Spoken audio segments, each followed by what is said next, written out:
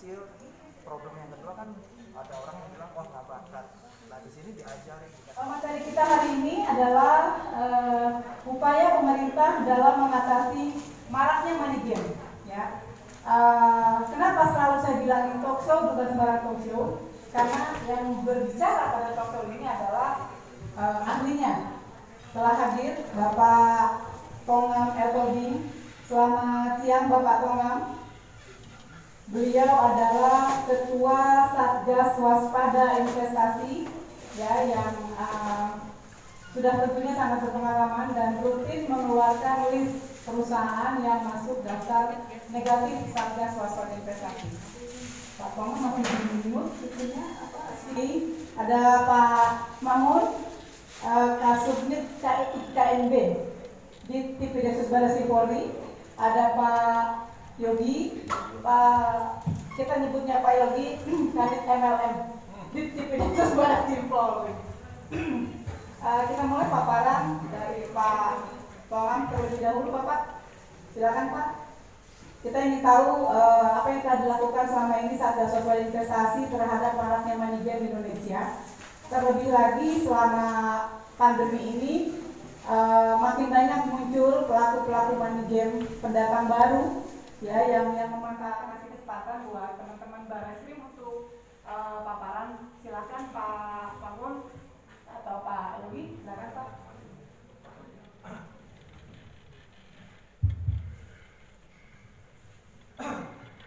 Baik, terima kasih atas waktu yang diberikan kepada kami. Assalamualaikum warahmatullahi wabarakatuh. Karena memang tiap minggu kami selalu intens untuk membahas perkara-perkara maupun merilis aplikasi maupun perusahaan-perusahaan yang memang melanggar peraturan perundang-undangan, sehingga setidaknya dapat mencegah, mengkonter agar masyarakat luas tidak menjadi korban. Kemudian Pak Joko, kemudian Bunda. Jadi pada kesempatan kali ini mungkin kami akan berbicara khususnya dalam bidang penegakan hukum, bagaimana sisi dari penegakan hukum terhadap money games yang saat ini memang beredar berkembang luas di masyarakat. Jadi paparannya bisa ditampilkan. Judulnya di sini adalah mekanisme penanganan kejahatan di bidang distribusi penjualan langsung. Tentu saja tujuan akhirnya adalah meningkatkan kualitas penyidik Tipideksus sebagai backbone Barreskrim. Mengapa sebagai backbone Barreskrim? Karena memang khususnya Tipideksus menangani perkara-perkara yang memang sangat tinggi sekali, intens sekali kejahatan khususnya dalam bidang ekonomi, sehingga dengan kehadiran kami di sini khususnya dalam penanganan kejahatan di bidang ekonomi dapat meningkatkan income yang lebih tinggi khususnya dari negara. Kepada pemerintah untuk mengeluarkan aturan-aturan, dan di situ waktu peraturan keluar anti money game itu APRI berperan aktif di situ, memberi masukan bahayanya dan sebagainya. Kemudian dari juga kita bekerja sama dengan law enforcement melakukan sosialisasi setelah undang-undang itu jadi. Kita bergandengan dengan Barreskrim, Tipideksus, Satgas Waspada Investasi. Kemudian kita melakukan juga di kejaksaan dan di kehakiman memberikan informasi lah apa bedanya money game dan apa bahayanya. Dan jadi ke pemerintah iya, ke peraturan iya, dan ke masyarakat banyak melalui berbagai media sosial, dan juga berperan aktif juga dalam penindakan, bekerja sama dengan Barreskrim menjadi saksi ahli dari berbagai kasus. Tidak banding lagi kan, bebas murni, jadi langsung kasasi gitu. Iya. Kemarin kita sudah pelajari, kita sudah minta pengajuannya sampai agak overlap diri saya minta Pertanyaan besar dari blogger kita. Ada dua hal yang ingin saya tanyakan kepada Bapak Joko, ya, tentang The recording has stopped. Oke, ini tentang pertama kalau perusahaan tersebut sudah masuk ke dalam APRI, kemudian ada laporan kira-kira skema apa yang dilakukan oleh APRI untuk menindaklanjuti perusahaan yang ternyata melanggar, ada step-step apa aja. Kemudian kedua, beberapa waktu ini sedang marak ada satu perusahaan disebut enggak, jangan ya. Jadi perusahaan ini menawarkan membernya untuk ikut di rekrutmen, kemudian menonton iklan, nanti dapat poin, dan ini katanya sudah legal katanya, tapi makanya saya ingin pertanyakan sama APRI apakah memang ini legal, karena kita cuma nonton iklan aja, nanti dapat poin, tapi harus merekrut orang. Nah nanti selanjutnya nanti dia akan membuat, katanya ini nantinya akan jadi kayak platform yang udah ada sekarang, platform penjualan yang udah ada sekarang. Fitup ya Mbak? Iya. Itu gimana? Gimana Pak? Apakah memang legal atau gimana? Karena kan atau mungkin masuk ke dalam direct selling abu-abu ya?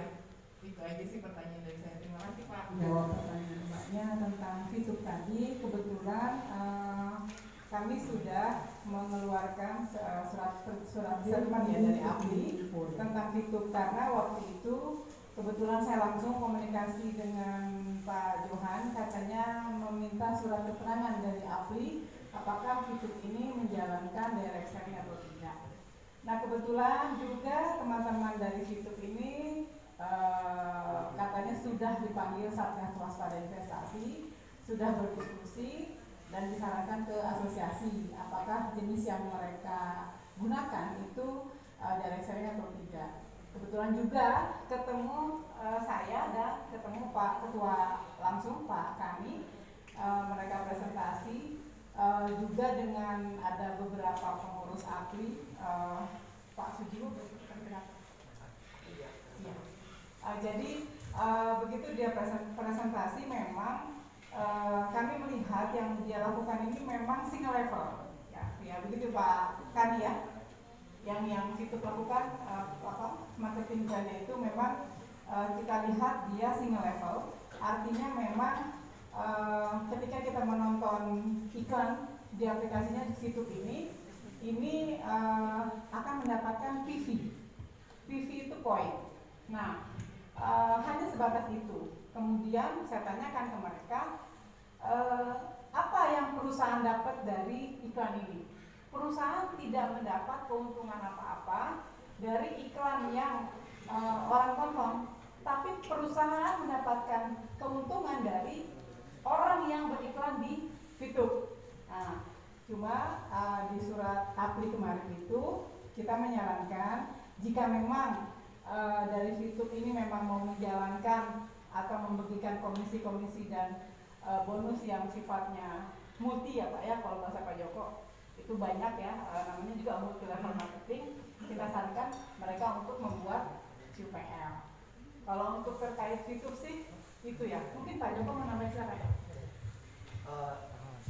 Saya menambahin yang pertanyaan tadi ya, apakah yang bergabung di APRI itu sudah legal? Ya, karena syarat untuk join anggota APRI itu harus memiliki legalitas. Inilah kelebihan APRI ya. Jadi kalau nggak punya legalitas yang akan pernah bisa masuk ke APRI. Jadi dan bukan cuma legalitas saja, setelah mendapatkan legalitas, APRI akan mencek apakah praktek di lapangan dengan izinnya itu sama. Kalau berbeda itu pun kita tolak. Jadi memang betul banyak yang mau bergabung di APRI tetapi sulit karena APRI betul-betul memastikan bahwa prakteknya itu sama. Jadi kita gampang tinggal ke media dan sebagainya untuk memastikan praktek dan izin itu harus sama. Dan tadi pertanyaannya apakah perusahaan yang punya izin itu bisa melakukan money game? Ya bisa saja karena mungkin prakteknya berbeda. Tadi juga Pak Yogi dalam paparannya banyak perusahaan-perusahaan yang izinnya A tetapi prakteknya B. APRI is the best.